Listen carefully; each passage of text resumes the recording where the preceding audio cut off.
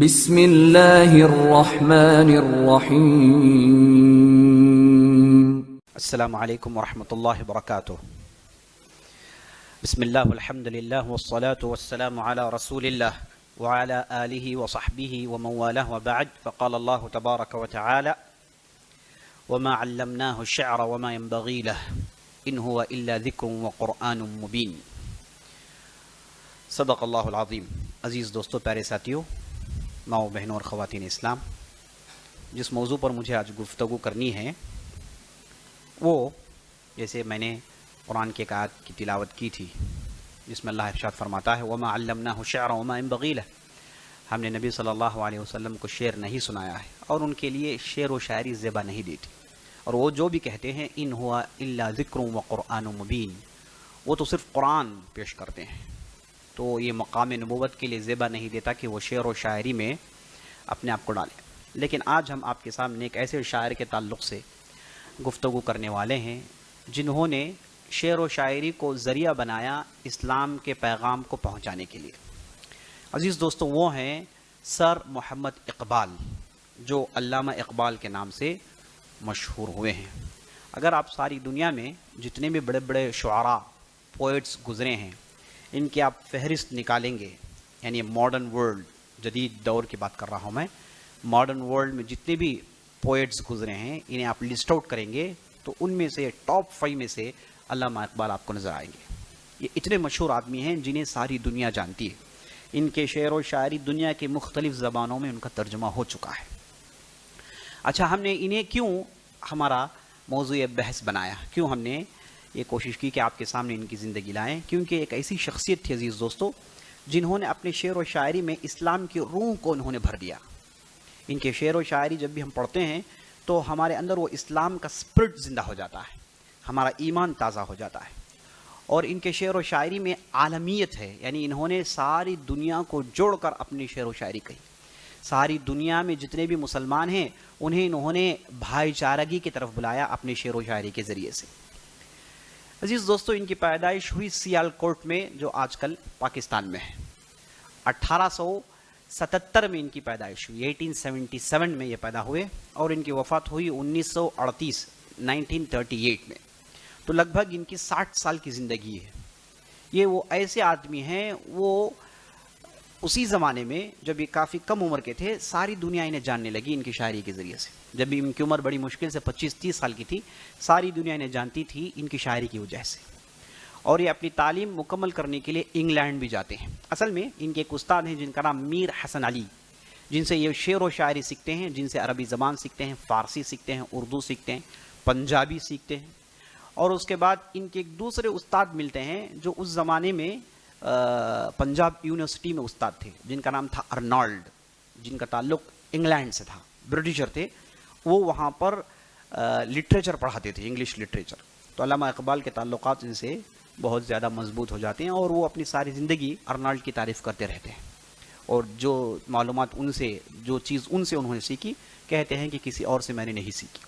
تو استاد ان کے ارنالڈ انگلینڈ چلے جاتے ہیں، تو یہ استاد کو ملنے کی خواہش میں یہ بھی انگلینڈ چلے جاتے ہیں۔ تو انگلینڈ جاتے ہیں، وہاں کے ایک یونیورسٹی آف کیمبرج میں یہ اپنا پی ایچ ڈی کرتے ہیں۔ ان کے پی ایچ ڈی کا تھیسس کا موضوع تھا meta physics in Persia. Meta physics in Persia, meta physics کہتے ہیں عقیدے کو، منہج کو، دینیات کو۔ تو اسے انہوں نے موضوع بنایا اور اس میں انہوں نے پی ایچ ڈی کی۔ یہ اس زمانے میں انہوں نے پی ایچ ڈی کی جب لوگ بہت کم پی ایچ ڈی کے نظر آتے تھے۔ تو انہوں نے تعلیم مکمل کی، اور 33 سال کے بعد، جب ان کی عمر 30-35 سال کی تھی، یہ واپس ہندوستان پہنچ جاتے ہیں۔ اس وقت پورا ہندوستان تھا، اس وقت 2 ملک کا کانسیپٹ نہیں تھا، پورا ایک ہی ہندوستان تھا، تو ہندوستان واپس آ جاتے ہیں۔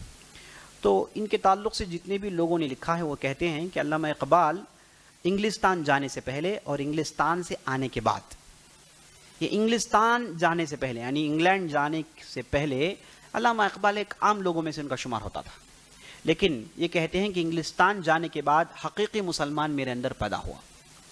جبکہ ہم عام طور پر یہ دیکھتے ہیں کہ جو بھی انگلینڈ، امریکہ ایسے ملک میں جاتے ہیں تو وہاں کے ہو کر رہ جاتے ہیں، وہاں کی تہذیب پر ایمان لاتے ہیں، ان کے کلچر کو اختیار کر لیتے ہیں، ان کا دل و دماغ سب کچھ اب ویسٹرنائزڈ ہو جاتا ہے، اور اس کے بعد ویسٹرن جو بھی کہتا ہے وہ اس پر ایمان لاتا ہے. ویسٹرن اگر کہے کہ بھائی یہ دیوار دکھا کر کہے کہ یہ دیوار نہیں یہ آسمان ہے تو کہتا ہے کہ ہاں یہ آسمان ہے. یعنی اس حد تک اس کی غلامی پہنچ جاتی ہے, ذہنی غلامی. عزیز دوستو یاد رکھیے, ذہنی غلامی بنانے کے لیے مضبوط طریقہ یہ ہے کہ قوم اپنی تعلیم اس قوم کو دے دے جسے وہ غلام بنانا چاہتی ہے. آپ جب ہندوستان کی تاریخ پڑھیں گے تو ہندوستان میں انگریز آئے, اور انگریز آ کر انہوں نے کیا انگریز آ کر انہوں نے باقاعدہ اپنی زبان سکھائی, اپنا کلچر سکھایا, اپنا عقیدہ سکھایا, اپنا رہن سہن سکھایا, اپنا طرز سکھایا, اور یہاں کے لوگوں کے کپڑے انہوں نے بدل ڈالے, یہاں کے لوگوں کی سوچ کو انہوں نے بدل دیا, اور یہاں کے لوگوں کی تعلیم کو انہوں نے بدل دی. اور تعلیم دی تو سب سے پہلے انگریز نے اپنی زبان سکھائی. جب آدمی کسی بھی زبان کو سیکھتا ہے اس زبان کے ساتھ اس کے کلچر کو بھی سیکھ جاتا ہے, اور زبان کے ساتھ اس کے سٹائل کو بھی اختیار کرتا ہے, اس کے طرز کو بھی اختیار کرتا ہے, تاکہ وہ اس زبان کا مکمل آدمی بن جائے. تو یہ جانتے ہیں, انسان کی نفسیات کو جانتے ہیں. تو انہوں نے ہمیشہ یہ کوشش کی کہ لوگوں جہاں کہیں بھی جاتے پہلے اپنی زبان سکھاتے, اپنا نالج دیتے. تو لوگ ان کا نالج سیکھنے کے بعد وہ اب مزید ان میں کوئی کوشش کرنے کی ضرورت نہیں, کیونکہ وہ سوچنے کا جو فریم ہے انہوں نے فکس کر دیا. اب اس کی سوچ اس فریم سے باہر جانے والی نہیں ہے. یاد رکھ لیجیے, اس فریم کو اگر کوئی چیز توڑ سکتی ہے تو وہ ہے اسلامی تعلیم. اسلامی تعلیم ہی یہ فریم کو توڑ سکتی ہے, ورنہ یہ ویسٹرن کلچر کے فریمز اتنے سٹرونگ ہیں, اس انداز سے وہ ذہن سازی کرتے ہیں کہ لوگ مکمل طور پر ان کے ہو کر رہ جاتے ہیں. کتنے لوگوں کو ہم نے دیکھا ہے اور تاریخ اس پر شاہد ہے, اور اس سے پہلے کتنے لوگ گئے ہیں, اور جو بھی گئے ہیں انہوں نے وہاں پر مکمل اپنا ایمان بدل دیا. اور ایمان جو بھی عرب سے جاتے ہیں, آج آپ جو بھی عربستان میں جو بھی پریشانیاں دیکھتے ہیں, اس کے پیچھے عزیز دوستو یہاں جانے کی وجہ سے, یہاں جانے کے بعد ان کی عقل سازی کی گئی, ذہن سازی کی گئی, ان کے ذہن کو تیار کیا گیا, ان کے ذہن کو فارمیٹ کیا گیا, اور اس کے بعد انہوں نے اپنا فریم ورک اندر ڈال دیا. اس کے بعد آدمی وہی سوچتا ہے جو کہتے ہیں. وہ جو کہتے ہیں کہ بھائی اسے ایسے ہی اختیار کرنا ہے, اسے ایسے ہی اختیار کریں گے, اسے ایسے ہی کھانا ہے تو اسے ویسے ہی کھائیں گے. یہ کہیں گے کہ یہ چیز غلط ہے تو یہ سمجھیں گے غلط ہے, یہ کہے کہ یہ چیز ہونی نہیں چاہیے تو یہ ہونی نہیں چاہیے. تو اس طریقے سے غلام ہو جاتے ہیں, انہیں خود اس کا علم نہیں ہوتا. یہ بہت بڑی جو ہے ستم ظرفی ہے. ہاں, اسلام بھی اپنی تعلیمات دیتا ہے. اسلامی دنیا میں جب اسلام پھیلا تو اسلام نے بھی لوگوں کو اپنی زبان سکھائی, لوگوں کو اسلامی تعلیم دی. ان کے اور اسلام میں فرق یہ ہے کہ یہ لوگ آپ کے دل اور دماغ کو اپنے مفاد کے لیے استعمال کرتے ہیں, اور اسلام کبھی بھی مفاد پرست نہیں ہے. اسلام آپ کو تعلیم دیتا ہے, اس میں آپ کے لیے خیر ہے. آپ اسلام اختیار کریں گے تو آپ کی بستی ترقی کرے گی, آپ اسلام میں رہیں گے تو آپ کے لوگ اچھے رہیں گے, نیکی پھیلے گی. اسلام کے اندر خود غرضی نہیں, مفاد پرستی نہیں, مطلبی پن نہیں. اب یہ لوگوں نے لوگوں کو سکھایا کس لیے؟ انہیں لوٹنے کے لیے. لوگوں کو غلام بنایا کس لیے؟ ان کو لوٹنے کے لیے. ہندوستان میں انہوں نے انگریزی سکھائی لوگوں کو کس لیے؟ تاکہ انہیں انگریز بنائے اور ان کا غلام بنا کر رکھیں, اور ہندوستان کو بڑے اچھے انداز سے سسٹمیٹک لوٹیں. یہی انہوں نے ہندوستان میں کیا. تو یہی فرق ہے عزیز دوستو. اسلام بھی ذہن سازی کرتا ہے, اسلام بھی تعلیم اپنی سکھاتا ہے. جہاں کہیں بھی اسلام گیا اس نے اپنی زبان سکھائی, تعلیم دیا. لیکن فرق یہ ہے کہ اسلام ہمیشہ اخلاص پر کام کرتا ہے. ہر قوم کی ترقی اور اس قوم کی فلاح و بہبودی اسلام سوچتا ہے نا. ان لوگوں کے پاس ایسا نہیں ہے, یہ صرف مفاد پرست ہوتے ہیں. آپ سے کام لیں گے اور اس کے بعد آپ کو چھوڑ دیں گے. دیکھیے ہندوستان میں مسلمان آئے, مختلف قبائل آئے, عرب آئے, سب مسلمان تھے. پرشیا سے لوگ آئے, ایران سے لوگ آئے, یہ سب مسلمان تھے, آئے ادھر, لیکن یہیں کے ہو کر رہ گئے. اس ملک کو انہوں نے ترقی کی, یہاں کے لوگوں کو انہوں نے ڈیولپ کیا. لیکن انگریز آئے, انہوں نے کیا کیا؟ یہاں سے سب کچھ لوٹ کر لے. یہی فرق ہے, یہی ویسٹرنائز ذہنیت اور اسلامائز ذہنیت میں فرق. اسلامی ذہنیت اور یہ مغربی تہذیب میں یہی فرق ہے. یہ بھی ساری دنیا میں پھیلا اور یہ لوگ بھی ساری دنیا میں پھیلے, لیکن دونوں کے پھیلنے میں فرق, بہت بڑا فرق ہے. ہمیشہ اگر اسلام کے ہاتھ میں حکومت ہوگی تو آپ دیکھیں گے کہ فتنے بہت کم ہوتے ہیں, لوگوں کو پریشانی بہت کم ہوتی ہے, غریبی کم ہوتی ہے, انہیں غلام بنانے کے لیے پروگرامز نہیں ڈالے جاتے.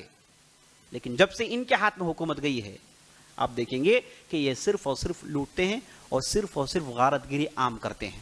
لوگوں کو غلام بنانا, ان کا خون چوسنا, ان کی بستیوں کو لوٹنا, ان کے اچھے چیزوں کو لینا اور برے چیزوں سے انہیں رکھ کے برباد کرنا, یہی انہوں نے کیا ہے. جب سے اسلام دنیا سے اسلام کی طاقت انہوں نے ختم کی, خلافت کو انہوں نے ختم کیا, آپ یہی دیکھیں گے ساری دنیا میں. بہرحال علامہ اقبال اپنے حساب سے اس اعتبار سے ایک بہت ہی زبردست ذہین آدمی تھے. انہوں نے مغرب کو قریب سے دیکھا ہے نا. آج لوگ اگر کسی ویسٹرن کنٹری اگر اس کا ویزا بھی لگ جائے تو ان کا سلانگ بدل جاتا ہے نا. اس کے پاسپورٹ میں جانے کی خبر مل جائے تو ان کے شرٹ پینٹ بدل جاتے ہیں ہے نا. علامہ اقبال وہ آدمی ہیں جنہوں نے مغربی تہذیب کے دریا میں چھلانگ لگائی اور چھلانگ لگا کے زمین کے تہ تک پہنچے. مغربی تہذیب کو انہوں نے قریب سے دیکھا, ان کے کلچر کو بڑے قریب سے پڑھا, اور کہتے ہیں کہ مغرب جانے کے بعد میں مسلمان ہوا. مغرب جانے کے بعد مجھے معلوم ہوا کہ میرا اسلام کیا کہتا ہے. انہوں نے موازنہ کیا, انہوں نے کمپیریٹیو سٹڈیز کیا, دیکھا کہ یہ مغرب میں ان کے کیا فلسفہ ہے, کہ ان کی کیا فلسفی ہے, یہ کیسے دنیا کو دیکھتے ہیں اور کیسے دنیا میں جینا یہ لوگوں کو سکھاتے ہیں, اور اسلام کیا کہتا ہے. چونکہ یہ فلسفہ کے زبردست ماہر تھے, جب یہ زندہ تھے کہا جاتا ہے کہ دنیا کے سب سے زبردست فلسفی تھے, ان سے بڑا کوئی فلسفر ان کے زمانے میں نہیں تھا. دنیا کے گنتی چنتی کے چند فلسفرز میں ان کا نام آتا ہے. اصل میں یہ ان کا میدان فلسفی ہے, فلسفی کے یہ بہت بڑے ماہر ہیں, اور شعر و شاعری ان کا مشغلہ تھا. انہوں نے بطور ہابی ٹائم پاس کے لیے شروع کیے, لیکن یہ چیز ان کی زندگی کی نشان بن گئی, یہ الگ بات ہے. تو یہ بہت بڑے فلسفی تھے, انہوں نے مغربی تہذیب کو بڑے قریب سے دیکھا, اور جب واپس آئے ہندوستان میں, ہندوستان کے مسلمانوں میں اسلامی روح پھونکی, یہاں کے لوگوں کو انہوں نے بیدار کیا. علامہ اقبال اصل میں ان کا خاندان عزیز دوستو برہمن خاندان ہے. ان کے آبا و اجداد برہمن تھے, کشمیری پنڈت تھے. ان کے دادا کے باپ وہ اسلام قبول کرتے ہیں, اسلام پڑھ کر وہ اسلام قبول کرتے ہیں, اور یہ خود کہتے ہیں کہ میں پنڈت ہوں, میری نسل پنڈت ہے, میرے آبا و اجداد نے اسلام قبول کیا. تو کشمیر سے ان کا تعلق ہے. اور اس کے بعد جب یہ تعلیم مکمل کرتے ہیں شعر و شاعری شروع کرتے ہیں, اور یہ ایک مدت تک بیرسٹر بھی رہے. بیرسٹر میں بھی انہوں نے کام کیا, اور لاء میں بھی بہت سارا انہوں نے کام کیا. اور ان کی خوبیوں میں سب سے پہلی خوبی یہ بتانا چاہیے کہ انہوں نے شعر و شاعری ان سے پہلے اور ان کے بعد میں فرق ہے. ان سے پہلے شعر و شاعری اردو کی, جس میں غالب ہے, میر ہے نا, یہ وہ لوگ ہیں جنہیں آپ جیسے قرآن کہتا ہے کہ وما علمناه الشعر وما ينبغي له, ایک دوسری جگہ قرآن کہتا ہے الشعراء يتبعهم الجاهلون الذين في كل وادي يهيمون. شعراء وہ ہیں جن کی تبع جاہل لوگ کرتے ہیں, جو ادھر ادھر بھٹکتے گھومتے رہتے ہیں. تو ایسی مثال ہے غالب کی ہے نا. ہم کو معلوم ہے جنت کی حقیقت, لیکن دل کے خوش رکھنے کو غالب خیال اچھا ہے نا. یہ ان کی سوچ تھی. اور میر کا معاملہ کیا تھا, میر بہت بڑے شاعر, ان کا معاملہ کیا تھا, وہ کہتے ہیں بھلائی کرنے کے لیے مسجد قریب تھی, بھلائی کرنے کے لیے مسجد قریب تھی, لوگ پوچھتے ہیں حضرت ادھر کدھر ہے نا. نماز پڑھنے کے لیے مسجد قریب تھی, جب میں مسجد کے لیے مسجد میں گیا تو لوگ نے پوچھا کہ حضرت ادھر کدھر, یہاں کہاں آ گئے. تو یہ ایسا عالم تھا شعر و شاعری کا. تو علامہ اقبال آئے, انہوں نے شعر و شاعری کو استعمال کیا اسلام کے پیغام پہنچانے کے لیے. وہ جانتے تھے شعر و شاعری ایک عجیب قسم کی عیاشی ہے, ذہنی عیاشی ہے. شعر و شاعری عجیب اس کے اندر عجیب و غریب مگن ہے. بعض لوگوں کو بڑا مزہ آ رہا ہے, دونوں شاعری سنے تو مزہ آ گیا ہے نا. تو شعر و شاعری ایک عجیب و غریب مگن ہے. ان سے پہلے شعر و شاعری محفلوں میں ہے نا پیش کی جاتی, جس میں غزل ہے, عشقیہ باتیں ہیں, صوفیہ باتیں, یہی سب کچھ تھا. یہ جب آئے انہوں نے اس ہتھیار کو بہترین انداز سے استعمال کیا. دیکھا کہ لوگ اسے پسند کرتے ہیں, اور وہ زمانہ بھی ویسے ہی تھا, لوگ پسند کرتے ہیں. وہ زمانہ ایسا تھا کہ اس میں لوگ اردو پڑھتے تھے, لکھتے تھے. جتنے بھی آپ ہندوستان کے لیڈر نام گنوائیے, سب اردو پڑھنا لکھنا جانتے تھے. آپ بال گنگادھر تلک کہیے, وہ بھی اردو لکھنا پڑھنا جانتے تھے. آپ پٹیل کہیے, وہ بھی اردو لکھنا پڑھنا جانتے تھے. گاندھی اردو کے بہترین رائٹر ہیں. اردو کا دورہ تھا اس زمانے میں. تو انہوں نے دیکھا کہ یہ زبان لوگ پڑھتے ہیں, لوگوں کی زبان ہے. تو انہوں نے اس زبان کو اختیار کیا, اور اس میں اسلام کی روح کو انہوں نے پھونکا. اس میں ہمارے لیے نصیحت یہ ہے کہ دیکھیے شعر و شاعری سے کوئی ہمارا جو ہے ایمانی رشتہ نہیں ہے, لیکن اس ذریعے کو استعمال کرنا یہی آدمی کی عقل مندی ہے. آج دنیا میں ڈھیر سارے ذریعے ہیں, سوشل میڈیا آپ کے پاس, اور بھی بہت سارے ذریعے آنے والے ہیں.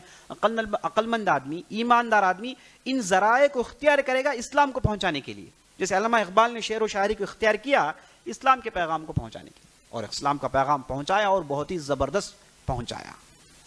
تو ان کی بہت بڑی خوبی تھی, شعر و شاعری کو انہوں نے اسلام کے لیے استعمال کیا. شعر و شاعری کے ذریعے سے کتنے لوگوں کو انہوں نے مومن بنایا. شعر و شاعری کے ذریعے سے کتنے خطیب کے خطابت میں انہوں نے زور پیدا کیا ہے نا. تو یہ ان کی بہت بڑی خوبی ہے. ان سے پہلے کی شاعری اور ان کے بعد کی شاعری میں فرق ہے, بہت بڑا فرق ہے. اچھا, میں زیادہ شعر و شاعری میں گفتگو نہیں کرنا چاہتا کیونکہ اس میں آپ چلے جائیں گے اور پھر وقت بھی نہیں ہے اور وقت بھی ضائع ہو جائے گا. اچھا, اب ان کی دوسری خوبی یہ تھی, اب خوبی کہیے یا پھر ان کا نقطہ نظر کہیے, یہ پہلے آدمی ہیں جنہوں نے ٹو نیشن کانسیپٹ کو اپنے شعر و شاعری کے ذریعے سے اس زمانے میں پھیلایا. کہا جاتا ہے کہ محمد علی جناح کو انہوں نے ہی کہا تھا کہ ہندوستان میں ایک حصہ ایسا ہونا چاہیے جہاں پر صرف مسلمانوں کی حکومت ہو. تو اس لیے کہا جاتا ہے کہ پاکستان کا کانسیپٹ, پاکستان کا وجود, سب سے پہلے اس پر گفتگو کرنے والے علامہ اقبال تھے اپنے شعر و شاعری کے ذریعے سے, ورنہ اس سے پہلے ایسا نہیں تھا. تو انہوں نے یہ انہوں نے کیوں کیا؟ ان کے بہت سارے اسباب ہیں. جب انگلستان سے واپس آئے انہوں نے دیکھا کہ یہاں پر مسلمانوں کو دبوچنے اور مسلمانوں کو دبانے کا کام ہو رہا ہے, تو انہوں نے کوشش کی کہ اس سے مسلمانوں کو نکالنا ہے. کیسے نکالیں؟ ان کے ذہن میں فکر آیا کہ یہاں پر ایک دوسرا ملک ہونا چاہیے. یہاں تک آتا ہے کہ جب محمد علی جناح انگلینڈ گئے تھے, یہاں پر کانگریس میں تھے, جھگڑا ہوا, سب کچھ چھوڑ چھاڑ کے انگلینڈ چلے گئے محمد علی جناح. مقصد تھا کہ واپس نہیں آئے, خلاص اب یہاں کے لوگوں سے دل برداشتہ ہو گئے, اب واپس آنے کو من نہیں کرتا, تو انگلینڈ ہی میں رہ گئے. تو انہیں علامہ اقبال نے ہی خط لکھا, کہا کہ نہیں, تم جیسے لیڈر کو واپس ہندوستان جانا چاہیے اور تمہیں اس طرز پر کام کرنا چاہیے. تو علامہ اقبال کے کہنے پر بعض روایتوں کے مطابق محمد علی جناح واپس ہندوستان آتے ہیں. یہ ان کی دوسری جو ہے خوبی. تیسری خوبی یہ ہے کہ انہوں نے انگلش میں لیکچرز دیے. مدراس بھی آئے تھے, مدراس یونیورسٹی میں انہیں بلایا گیا تھا 1927 میں. مدراس یونیورسٹی انہیں باقاعدہ بلایا گیا, یہاں آئے, انہوں نے لیکچرز دیے اسلامی اسپرٹ پر. تو ان کے 6-7 لیکچرز ہیں جو چھپے ہوئے ہیں جس میں وہ اسلام کی روح کو پھونکتے ہیں. یہ بہت بڑی ان کی خوبی تھی. اور ان کے شعر و شاعری میں آپ گفتگو کریں گے تو بہت ساری اچھی اچھی باتیں. ایک جگہ کہتے ہیں, یقین محکم, عمل پہم, محبت فاتح عالم, جہاد زندگانی میں یہی مردوں کی شمشیریں. کیا بہترین بات دیکھی. کہتے ہیں کہ یقین محکم, آپ کا یقین مضبوط ہونا چاہیے. عمل پہم, مسلسل عمل کریں, کنٹینیوٹی ہو عمل میں, کنسسٹنسی ہو. محبت, آپ کی بات میں, آپ کے رہن سہن میں محبت ہو, آپ لوگوں کے لیے خیر پھیلائیں. یہی ہے فاتح عالم, یعنی ساری دنیا کو جیتنے کے لیے بہت بڑا ہتھیار ہے محبت.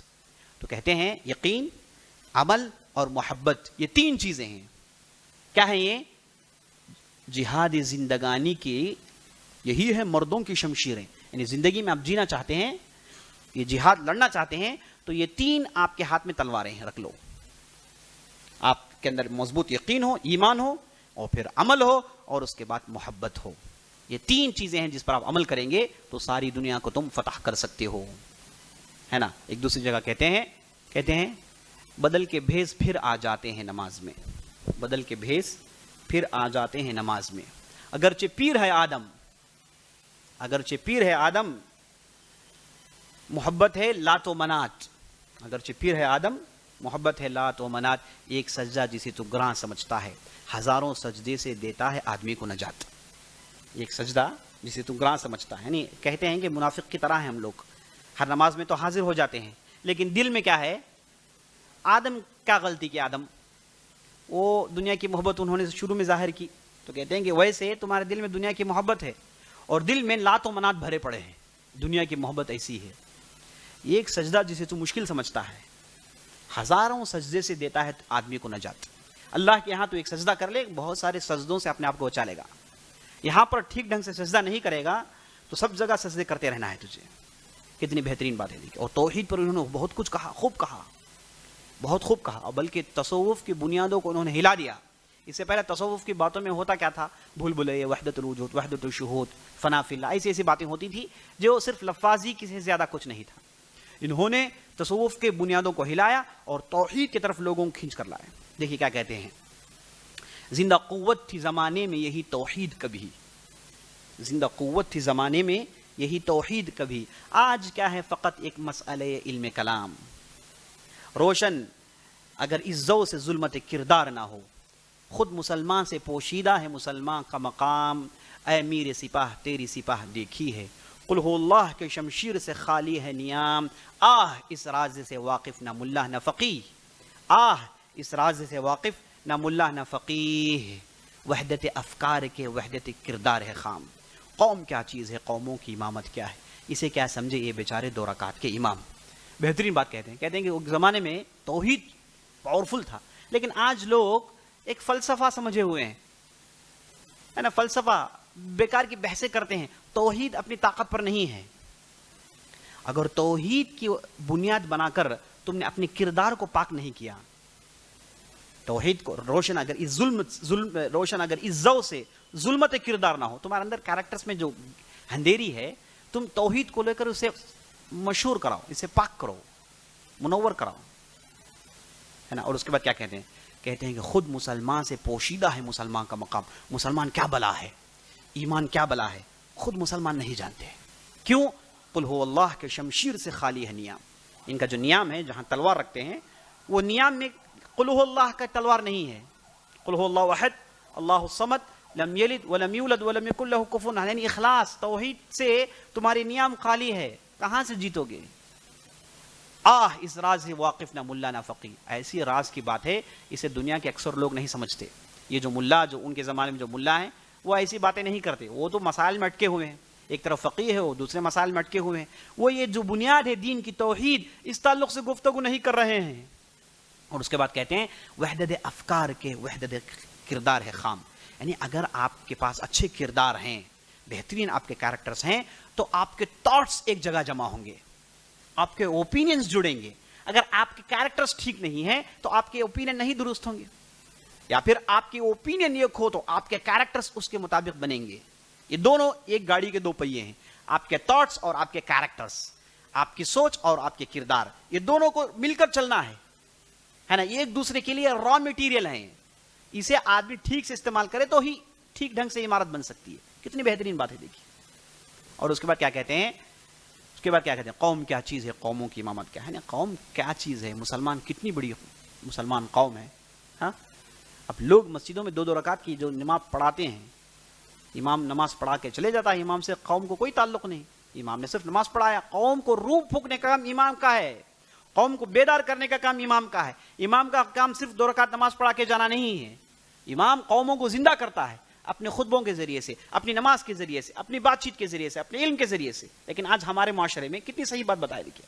اتنی بڑی بڑی مسجدیں ہیں، مسجداں کیا ہیں، قبر نما ہے، قبرستان نما ہے. قبرستان میں آپ جاتے ہیں بس کوئی پوچھتا نہیں. ویسا ہی معاملہ مسجدوں میں روم پھونکنے والے ہونی چاہیے. کتنی بہترین بات ہے دیکھیے.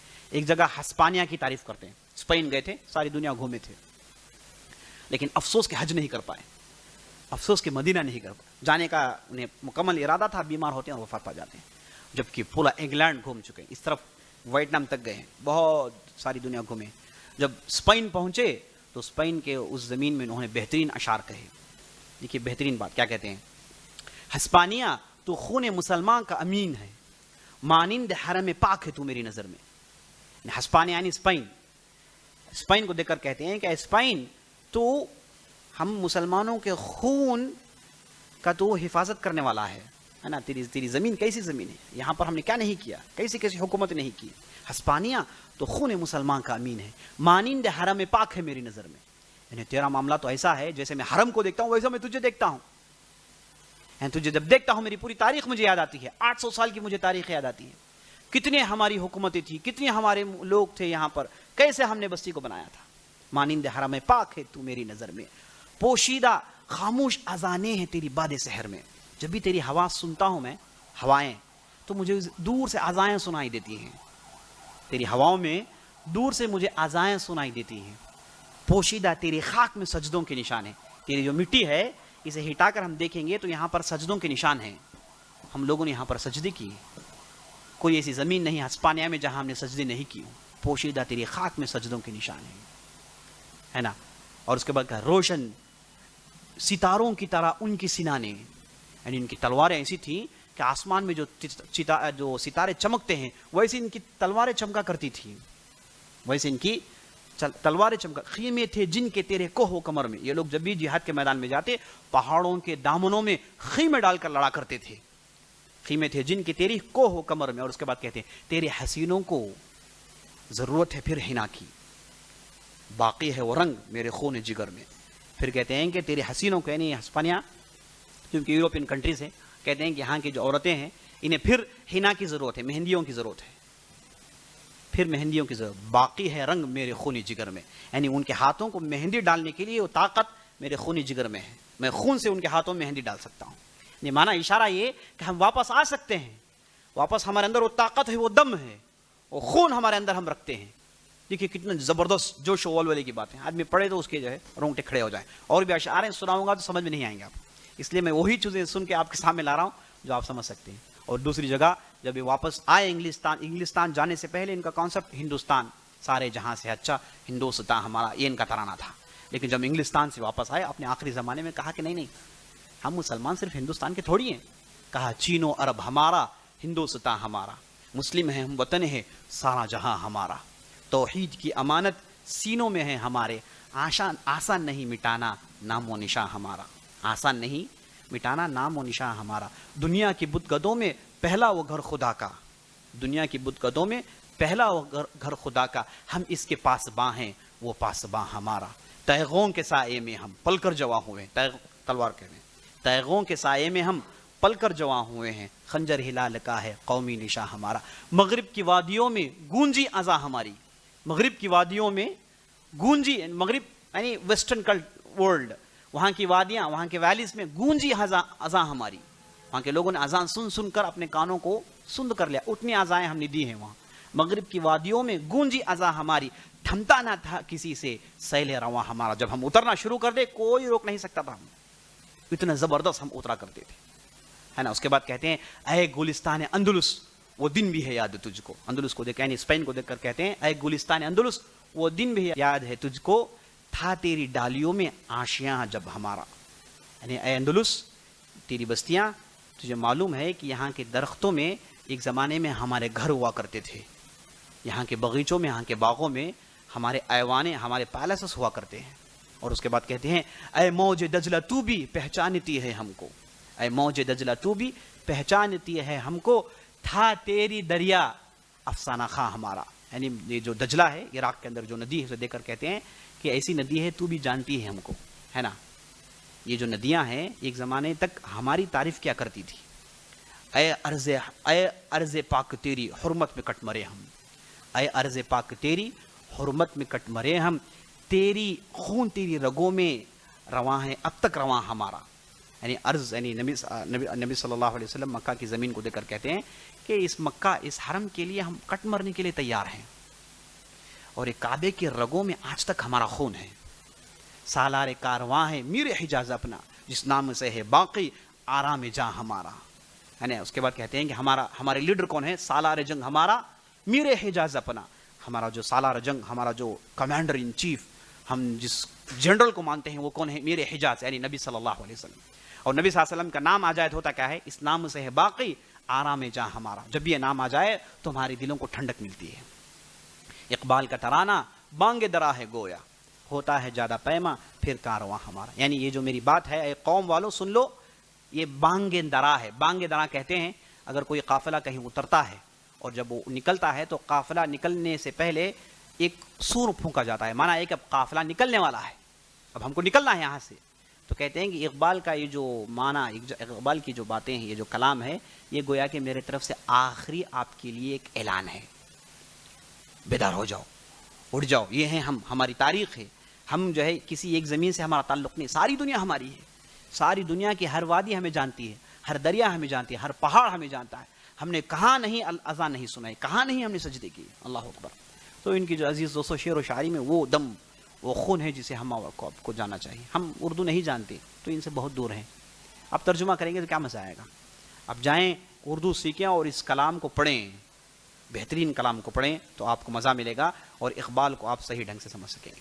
بس اسی سے اپنی بات ختم کرتا ہوں. ہم نے جو بھی کہا، جو بھی سنا، اس کے مطابق عمل کرنے کی توفیق بخشے. سبحان ربک رب العزۃ عما یصفون وسلام علی المرسلین والحمد للہ رب العالمین.